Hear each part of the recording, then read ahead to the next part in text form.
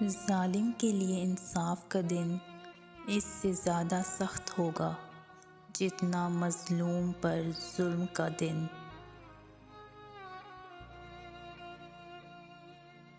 کسی سے نیکی کرتے وقت بدلے کی امید نہ رکھو، کیونکہ اچھائی کا بدلہ انسان نہیں اللہ دیتا ہے۔ جسے آج تم اکیلا سمجھ کر ستا رہے ہو، کل وہ قیامت کے دن اپنے ساتھ خدا لے کر آئے گا۔ سوچتی ہوں تو دل کانپ جاتا ہے، میں تمہیں معاف بھی کر ہی دوں، مگر رب تو ہر آنسو کا حساب لے گا۔ غم نہ کرو، اللہ دیکھ رہا ہے، ہر انسان اپنا بدلہ ضرور پائے گا۔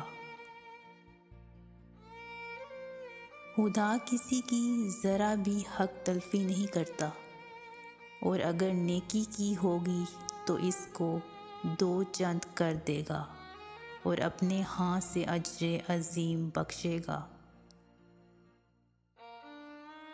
مظلوم کی خاموشی ظالم کی عبرت کی انتہا ہے۔ خاموش مظلوم خاموش طوفان کی طرح بڑا خطرناک ہوتا ہے۔ ہر عمل کا کوئی نہ کوئی رد عمل ضرور ہوتا ہے، اور مکافات عمل تو دنیا میں ہوتا ہے۔ اس لیے یاد رکھنا چاہیے، جیسا کرو گے ویسا بھرو گے۔ کبھی نہ کبھی ہمارے ماضی کے گناہ ہمارے مستقبل میں ہمارے سامنے ضرور آتے ہیں۔ کسی کے ساتھ برا کرنے سے پہلے اپنے ماں باپ بہن بھائیوں کا خیال رکھنا چاہیے، کہیں ایسا نہ ہو آپ کے گناہوں کی سزا ان کو ملے۔ انسان کا گناہ ایک قرض کی مانند ہوتا ہے، قرض بھی وہ جس کو دگنا سود پر ادا کرنا ہوتا ہے۔